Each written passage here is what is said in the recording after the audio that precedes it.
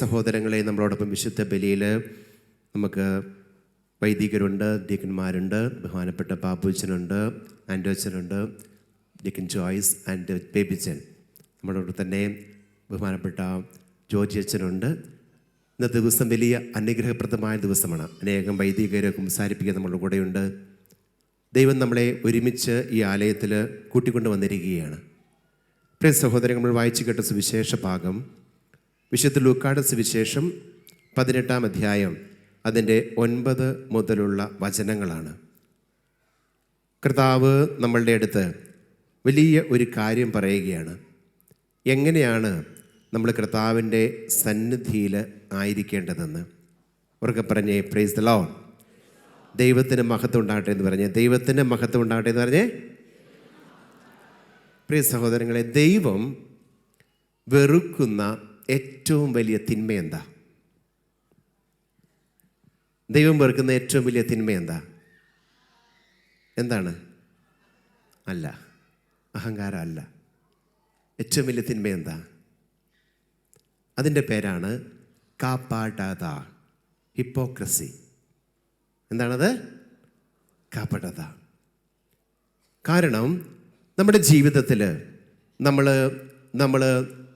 കപടത, hypocrisy എന്ന് പറഞ്ഞാൽ നമുക്ക് എന്തൊക്കെയോ ഉണ്ട്, പക്ഷെ സ്റ്റിൽ നമ്മളത് മറ്റുള്ളവരിൽ നിന്ന് മറച്ചു വയ്ക്കുന്നു. ഒരു തരത്തിലുള്ള മാസ്ക് വെച്ച് നമ്മൾ നടക്കുന്നു. പക്ഷെ നമുക്കറിയാം, നമ്മൾ എന്ത് മറച്ചു വെച്ചാലും നമ്മളെ കാണുന്ന ഒരു വ്യക്തിയാണ് ആര്? ദൈവം. ഈ ദൈവത്തെയും പറ്റിക്കാനായിട്ട് നടക്കുന്ന മനുഷ്യനെയാണ് കപടന്മാർ എന്ന് പറയുന്നത്. അതുകൊണ്ടാണ് ദൈവം ഏറ്റവും കൂടുതൽ വെറുക്കുന്ന തിന്മ കപടത. അന്നത്തെ ഫരിസേയ സംസ്കാരത്തിനെതിരെ, സദുക്കായർക്കെതിരെ കർത്താവ് ഇത്രയും ശക്തമായിട്ട് സംസാരിക്കാനുള്ള ഒരു കാരണം ഈ കപടമായിട്ടുള്ള മനസ്സ് വെച്ച് അവർ ദൈവാരാധനയ്ക്ക് വന്നതുകൊണ്ടാണ്. അവർക്ക് പറഞ്ഞേ പ്രൈസ് ദി ലോർഡ്. ദൈവത്തിന് മഹത്വം ഉണ്ടാകട്ടെ എന്ന് പറഞ്ഞേ. എൻ്റെ സഹോദരങ്ങളെ, നമ്മുടെ ജീവിതത്തിൽ നമ്മൾ തിരിച്ചറിയേണ്ട ഒരു കാര്യമാണ്, നമുക്ക് ആരെയും ജീവിതത്തിൽ ഈ ലോകത്തിൽ പറ്റിക്കുവാനായിട്ട് സാധിക്കും. അതിന് ഒരളവുമില്ല ഇന്നത്തെ കാലഘട്ടത്തിൽ. പക്ഷെ നമ്മൾ തിരിച്ചറിയണം, ദൈവത്തെ പറ്റിച്ച് ജീവിക്കുവാനായിട്ട് മനുഷ്യൻ ഇന്ന് പരിശ്രമിച്ചുകൊണ്ടിരിക്കുകയാണ്. ദൈവത്തെ പറ്റിച്ച്. വിശുദ്ധ അപ്പോസ്തല പ്രവർത്തനങ്ങളുടെ പുസ്തകം അതിൻ്റെ 5-ാമത്തെ അധ്യായത്തിൽ ഒരു സംഭവം കാണിച്ചു തരുന്നുണ്ട്. 5-ാമത്തെ അധ്യായം അതിൻ്റെ വാക്യങ്ങളിൽ നമ്മൾ 2 വ്യക്തികളെ കണ്ടുമുട്ടുകയാണ്. അപ്പോസ്തല പ്രവർത്തനം 5-ാമത്തെ അധ്യായത്തിൽ 1 മുതലുള്ള വചനങ്ങളിൽ ഇപ്രകാരം നമ്മൾ വായിക്കുകയാണ്. അപ്പോസ്തല പ്രവർത്തനം 5-1 മുതൽ വായിക്കുകയാണ്. അനന്യാസ് എന്നൊരാളും അവൻ്റെ ഭാര്യ സമീറയും കൂടെ തങ്ങളുടെ പറമ്പ് വിറ്റു. വിലയുടെ ഒരു ഭാഗം അവൻ ഭാര്യയുടെ അറിവോടെ മാറ്റിവെച്ചു, ബാക്കി അപ്പോസ്തലന്മാരുടെ കാൽക്കൽ സമർപ്പിച്ചു. പത്രോസ് ചോദിച്ചു, അനന്യാസേ, പരിശുദ്ധാത്മാവിനെ വഞ്ചിക്കാനും പറമ്പിൻ്റെ വിലയുടെ ഒരംശം മാറ്റിവെക്കുവാനും സാത്താൻ നിന്റെ ഹൃദയത്തെ പ്രേരിപ്പിച്ചത് എന്ത്? പറമ്പ് നിന്റെ സ്വന്തമായിരുന്നില്ലേ? വിറ്റ് കിട്ടിയതും നിന്റെ അധീനതയിലായിരുന്നില്ലേ? ഈ പ്രവൃത്തി ചെയ്യുവാൻ നിന്നെ പ്രേരിപ്പിച്ചത് എന്താണ്? നീ വ്യാജം പറഞ്ഞത് മനുഷ്യനോടല്ല, ദൈവത്തോടാണ്. ആരോടാ വ്യാജം പറഞ്ഞത്? ആരോടാ വ്യാജം പറഞ്ഞത്? എൻ്റെ സഹോദരങ്ങളെ, ഈ കാലഘട്ടത്തിൻ്റെ ഒരു വലിയ തിന്മയാണ് ദൈവത്തെ, പരിശുദ്ധാത്മാവിനെ പറ്റിച്ച് ജീവിക്കുക. നമ്മൾ എത്രയോ നാളുകളായിട്ട് കുമ്പസാരിക്കുന്നുണ്ട്. എത്രയോ നാളുകളായിട്ട് നമ്മൾ ദൈവത്തോട്, കർത്താവ് ഞാൻ തെറ്റിപ്പോയി ക്ഷമിക്കണമെന്ന് പറയുന്നുണ്ട്. പക്ഷെ എന്നിട്ടും നമ്മുടെ ജീവിതത്തിൽ എന്തുകൊണ്ടാണ് ആഴമായിട്ടുള്ളൊരു മാറ്റം ഉണ്ടാവാത്തത്? കാരണം പരിശുദ്ധാത്മാവിനെ പോലും, ദൈവാത്മാവിനെ പോലും നമ്മൾ പറ്റിച്ച് ജീവിക്കുക. എങ്ങനെയാണ്? കള്ളക്കുമ്പസാരം ചെയ്യുക. ചിലപ്പോൾ വേണ്ടത്ര അനുതാപമൊന്നുമില്ല, ഒരു ചടങ്ങ് പോലെ പോയിട്ട് അങ്ങ് കുമ്പസാരിക്കുക. എന്തിനു വേണ്ടി കുമ്പസാരിക്കുന്നു? സഭ ആണ്ടിൽ ഒരിക്കലെങ്കിലും കുമ്പസാരിക്കാൻ പറഞ്ഞിട്ടുണ്ട്, അതുകൊണ്ട് ഞാൻ കുമ്പസാരിക്കുന്നു. അന്ന് ആദ്യ കുർബാനയുടെ സമയത്ത് എഴുതി പഠിച്ച കുറേ സിസ്റ്റർമാർ പഠിപ്പിച്ചു തന്ന കാര്യങ്ങളൊക്കെ ഇല്ലേ, അതൊക്കെ വീണ്ടും വീണ്ടും ആവർത്തിച്ചുകൊണ്ടിരിക്കുക. വ്യാജം പറയുക, കപടമായിട്ട് നമ്മൾ നല്ലവനാണ് എന്ന് ചിന്തിച്ചുകൊണ്ട് നമ്മളത് വിളിച്ചു പറയുക. എന്താണ് ആഴത്തുള്ള അനുതാപം ഇല്ലാതെ വിളിച്ചു പറയുന്ന അവസ്ഥ? പ്രിയപ്പെട്ടവരെ, ഈ കപടതയാണ് നമ്മുടെ ആധ്യാത്മിക ജീവിതത്തിൽ നമ്മളെ തളർത്തുന്നത്. ഇന്ന് നമ്മൾ കണ്ടുമുട്ടുന്ന രണ്ട് വ്യക്തികൾ സുവിശേഷത്തിൽ, ലൂക്കായുടെ സുവിശേഷം 18-ാമത്തെ അധ്യായത്തിൽ രണ്ട് വ്യക്തികളെ കർത്താവ് കാണിച്ചു തരികയാണ്. ഒരു ഫരീസയനും ഒരു ചുങ്കക്കാരനും. നമ്മൾ സഫീറായുടെയും അനന്യാസിൻ്റെ ഒക്കെ കഥ നമ്മൾ കേട്ടു. കർത്താവിനെ പറ്റിക്കാൻ നോക്കിയപ്പോൾ കർത്താവ് അവരുടെ ജീവൻ എടുക്കുകയാണ്. കാരണം പരിശുദ്ധാത്മാവിനെ പറ്റിച്ച് ജീവിക്കുവാനായിട്ട് ശ്രമിക്കുന്ന വ്യക്തികൾ. ദൈവാത്മാവ് നമ്മുടെ ജീവിതത്തിലെ എല്ലാം അറിയുന്നു. പ്രിയപ്പെട്ടവരെ, ഇവിടെ രണ്ട് വ്യക്തികളെ സുവിശേഷം നമ്മൾ കണ്ടുമുട്ടി. ഒരു ഫരീസയനും ഒരു ചുങ്കക്കാരനും. ഈ രണ്ട് വ്യക്തികൾ കർത്താവിൻ്റെ സന്നിധിയിൽ വന്ന് നിൽക്കുകയാണ്. അവർ വന്നിരിക്കുന്നത് ദൈവത്തോട് പ്രാർത്ഥിക്കുവാനായിട്ട്. നല്ല കാര്യമല്ലേ? നമ്മളൊക്കെ എന്തിനു വേണ്ടി വന്നിരിക്കുന്നത്? ദൈവത്തോട് പ്രാർത്ഥിക്കുവാനായിട്ട്. പ്രിയപ്പെട്ടവരെ, ഈ രണ്ട് വ്യക്തികൾ വന്നിട്ട്, ആദ്യത്തേവൻ വന്നിട്ട് കർത്താവിൻ്റെ അടുത്ത് പ്രാർത്ഥിക്കുന്ന പ്രാർത്ഥന ശ്രദ്ധിക്കണം, അവൻ്റെ ജസ്റ്റർ ശ്രദ്ധിക്കണം. ഇപ്രകാരമാണ് വചനം പറയുന്നത്. ലൂക്കായുടെ സുവിശേഷം 18-ാമത്തെ അധ്യായം അതിൻ്റെ 11-ാമത്തെ വചനം പ്രകാരം വായിക്കുകയാണ്. ഫരീസയൻ നിന്നുകൊണ്ട് ഇങ്ങനെ പ്രാർത്ഥിച്ചു. അവൻ്റെ ജസ്റ്റർ ഓഫ് പ്രെയർ എങ്ങനെ നിങ്ങൾ വായിക്കുന്നത്? ഫരീസയൻ, ഉറക്കെ വായിച്ചേ, ഫരീസയൻ നിന്നുകൊണ്ട്. പ്രിയപ്പെട്ട സഹോദരങ്ങളെ, ദൈവസന്നിധിയിലാണ് എന്നുള്ള ബോധമില്ലാതെ, അവനെ തന്നെ എളിമപ്പെടുത്താതെ, അവൻ എന്തൊക്കെയോ ആണെന്നുള്ള ചിന്തയിൽ നിന്നുകൊണ്ട്, ഞെളിഞ്ഞുകൊണ്ട്, ഞാൻ സമൂഹത്തിൽ എന്തൊക്കെയാണ്, ഞാൻ എൻ്റെ ദേശത്ത് എന്തൊക്കെയാണ്, നമുക്കൊക്കെ കുറേ സ്ഥാനങ്ങളൊക്കെ ഉണ്ട്, അതുകൊണ്ട് ഞാനിങ്ങനെ നിൽക്കുകയാണ്. ആ ഒരു അഹങ്കാരത്തിൽ, ഞാൻ മറ്റുള്ളവർ മുമ്പിൽ എനിക്ക് നിൽക്കുന്ന ആ ഒരു പ്രത്യേക സ്ഥാനത്തിൻ്റെ നിൽപ്പിൽ, ദൈവസന്നിധിയിൽ എളിമപ്പെടാതെ, ദൈവസാന്നിധ്യം മറന്നുകൊണ്ട്, ദൈവത്തെ പോലും മറന്നുകൊണ്ട്, ദൈവത്തിൻ്റെ മുമ്പിലാണ് നിൽക്കുന്നതെന്ന് മറന്നുകൊണ്ട് തന്നെ ഈ മനുഷ്യൻ പറയുന്നത് എന്താണ്? ശ്രദ്ധിച്ചു നോക്കി. എന്തെന്നാൽ, ദൈവം ഞാൻ നന്ദി പറയുന്നു, എന്തെന്നാൽ ഞാൻ അക്രമികളും നീതിരഹിതരും വ്യഭിചാരികളുമായ മറ്റു മനുഷ്യരെ പോലെയോ ഈ ചുങ്കക്കാരനെ പോലെയോ അല്ല. ഞാൻ ആഴ്ചയിൽ 2 പ്രാവശ്യം ഉപവസിക്കുന്നു. ഞാൻ സമ്പാദിക്കുന്ന സകലത്തിൻ്റെയും ദശാംശം കൊടുക്കുന്നു. ഉറക്കെ പറഞ്ഞേ ദൈവത്തിന് സ്തുതി. ഉറക്കെ പറഞ്ഞേ ദൈവത്തിന് സ്തുതി. എൻ്റെ സഹോദരങ്ങളെ, ഈ ഫരീസയൻ പ്രാർത്ഥിക്കുകയല്ല, അവൻ്റെ വലിയ കഴിവുകൾ, കർത്താവേ ഞാൻ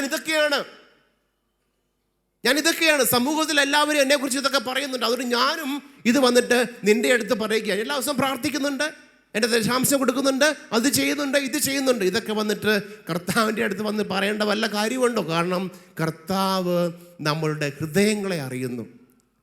പലതരം ഉയർത്തി പറഞ്ഞ് ദൈവത്തിന് സ്തുതി. അവർക്ക് പറഞ്ഞ് ദൈവത്തിന് സ്തുതി.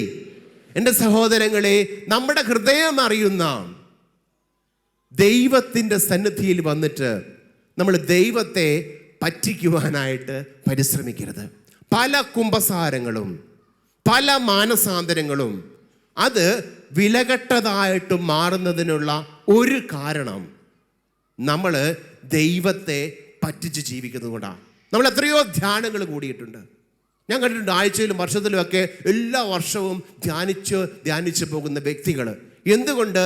ആഴത്തിലുള്ള അനുതാപം, ദൈവാനുഭവം അവരുടെ ജീവിതത്തിലേക്ക് സംഭവിക്കുന്നില്ല. വീണ്ടും വീണ്ടും പലതരത്തിലുള്ള പാപങ്ങളിലേക്ക് വീണ്ടും എന്തുകൊണ്ട് നീ വീണു പോകുന്നു? കാരണം ഒന്ന്, പ്രിയപ്പെട്ടവരെ, ദൈവത്തെ പറ്റിച്ച് ജീവിക്കുകയാണ്.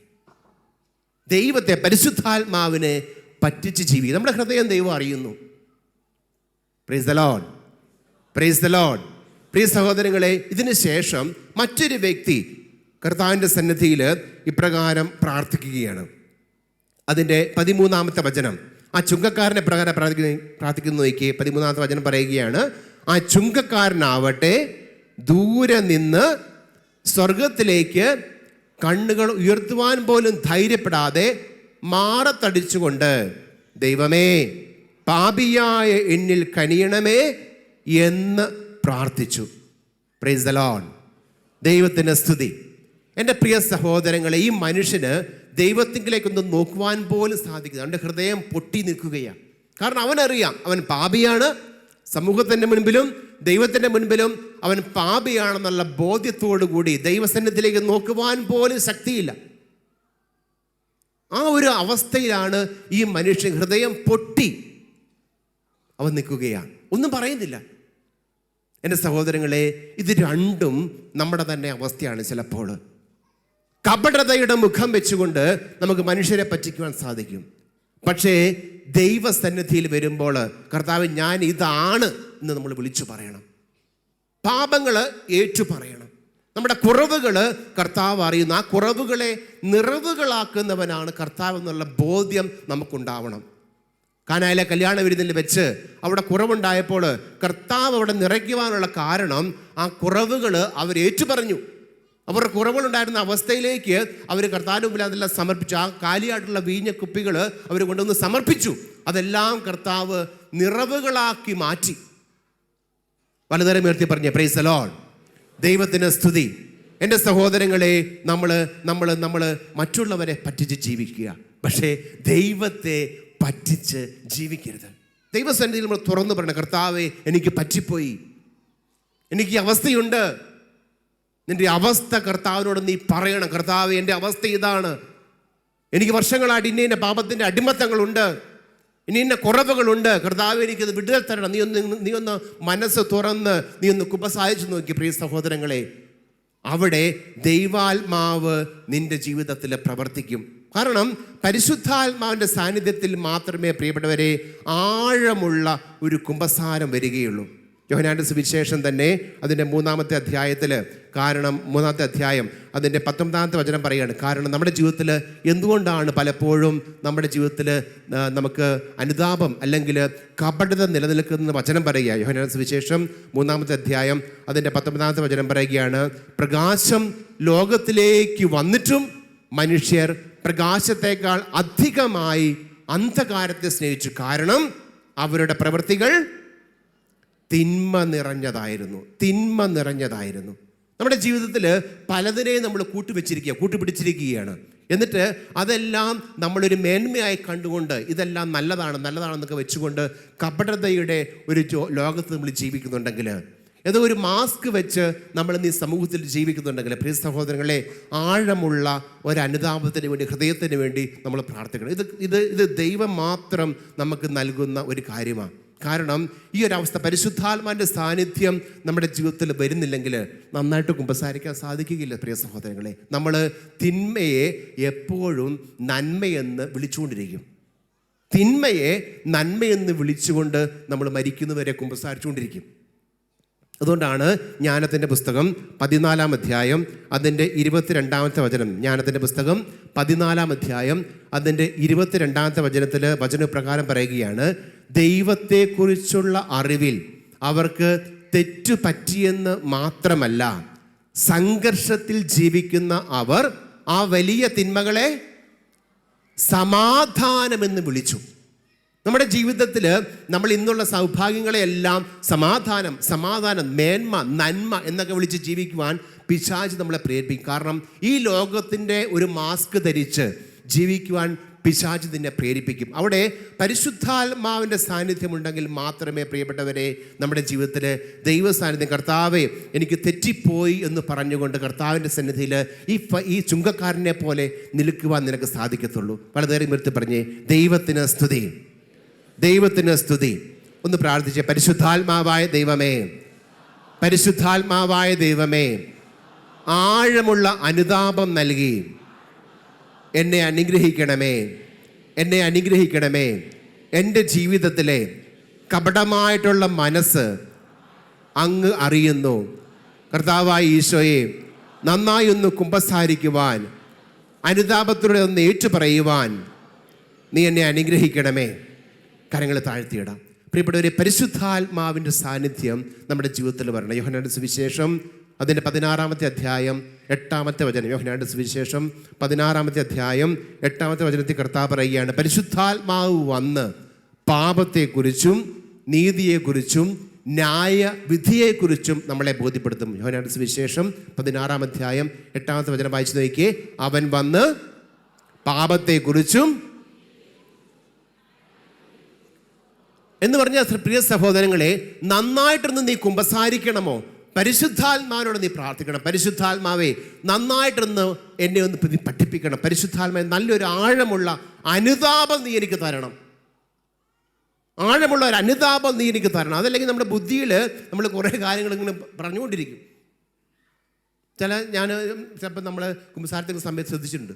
നമ്മൾ പലപ്പോഴും മറ്റുള്ളവരുടെ കാര്യങ്ങളൊക്കെ പറഞ്ഞുകൊണ്ടിരിക്കും. നോ, നമുക്ക് ആഴമുള്ള അനുതാപം ലഭിക്കുമ്പോൾ മാത്രമേ പ്രിയപ്പെട്ട പരിശുദ്ധാത്മാവിൻ്റെ സാന്നിധ്യം മാത്രമേ ആഴമായിട്ട് ചില കുമ്പസാരങ്ങൾ ശ്രദ്ധിക്കുമ്പോൾ ചിലപ്പം അവർ ധ്യാനങ്ങളിൽ കൂടുമ്പോൾ 1-2 മണിക്കൂറൊക്കെ ഇരുന്ന് അവരുടെ ജീവിതത്തിലെ അവസ്ഥകൾ പറയും. അതൊരാഴമുള്ള അനുതാപത്തിന് പരിശുദ്ധാത്മാവിൻ്റെ സാന്നിധ്യത്തിൽ നിന്നുള്ള കുമ്പസാരമാണ്. കാരണം പരിശുദ്ധാത്മാവ് അവരുടെ ഹൃദയങ്ങളെ സ്പർശിക്കുകയാണ്. അതാണ് വചനം പറയുന്നത്. ഇപ്പം നമ്മൾ വായിച്ചത് 16 പറയുന്നത്, പരിശുദ്ധാത്മാവ് വന്നു കഴിയുമ്പോൾ പാപത്തെക്കുറിച്ച്, നീതിയെക്കുറിച്ച്, ന്യായവിധിയെക്കുറിച്ച് നമ്മളെ ബോധ്യപ്പെടും. ഇതില്ലെങ്കിൽ ഉണ്ടല്ലോ നമ്മൾ നമ്മുടെ കഴിവുകൾ ഇങ്ങനെ പറഞ്ഞുകൊണ്ടിരിക്കും. ആ ഒരു പ്രത്യേകമായിട്ടുള്ള ഒരു മാസ്ക് വെച്ച്, ഒരു പ്രത്യേകമായിട്ടുള്ള ഒരു മുഖം മൂടി വെച്ച് നമ്മുടെ ജീവിതത്തെ നമ്മൾ കണ്ടുകൊണ്ടിരിക്കും. അപ്പം എന്ത് വരും?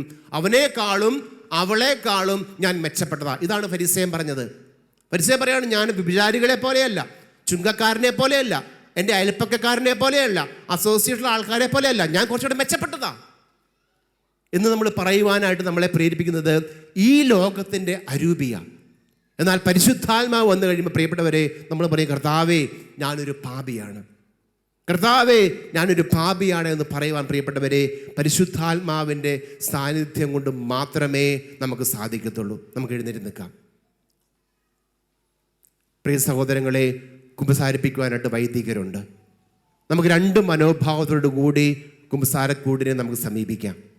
നിൻ്റെ ജീവിതത്തിൽ ഇത് ലാസ്റ്റ് കുർബാനയാണെന്ന് നീ ചിന്തിക്കണം. 1, നീ സ്വീകരിക്കുന്ന കുമ്പസാരം ജീവിതത്തിലെ അവസാനത്തെ കുമ്പസാരമാണ് എന്ന് നീ ചിന്തിക്കണം.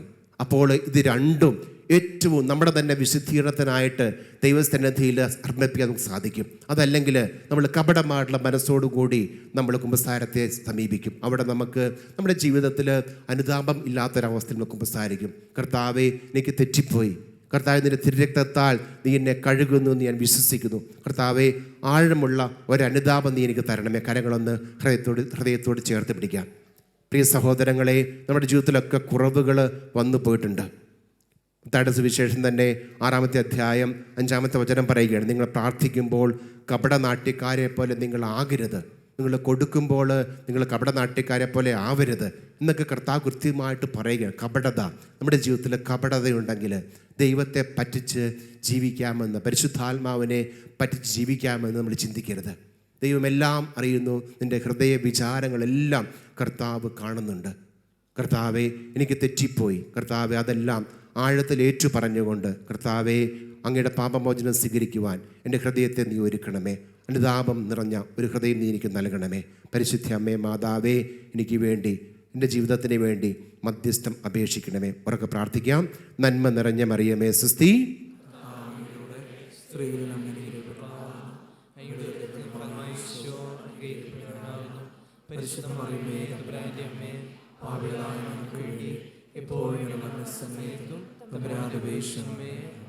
നമ്മുടെ എല്ലാ പ്രാർത്ഥനകളും ദൈവസന്നിധിയിൽ സമൂഹ പ്രാർത്ഥനകളോട് ചേർന്ന് നമ്മൾ സമർപ്പിക്കുന്ന സമയമാണ്. പ്രിയ സഹോദരങ്ങളെ, നമ്മൾ ലോക സമാധാനത്തിന് വേണ്ടിയൊക്കെ ഈ ദിവസങ്ങളിൽ പ്രത്യേകമായിട്ട് പ്രാർത്ഥിക്കേണ്ട ദിവസം കൂടിയാണ്. കർത്താവെ, ലോകത്തിലെ പ്രത്യേകിച്ച് കഷ്ടത അനുഭവിക്കുന്ന എല്ലാ മക്കളെയും പ്രത്യേകിച്ച് യുദ്ധം മൂലമൊക്കെ സമർപ്പിച്ച് സഹിക്കുന്ന ഓരോ കുടുംബങ്ങളെയും വ്യക്തികളെയും പ്രത്യേകിച്ച് സമർപ്പിച്ച് പ്രാർത്ഥിക്കാം. സമൂഹ പ്രാർത്ഥനയോട് ചേർന്ന് നമ്മുടെ എല്ലാ പ്രാർത്ഥനകളും നമുക്ക് സമർപ്പിക്കാം.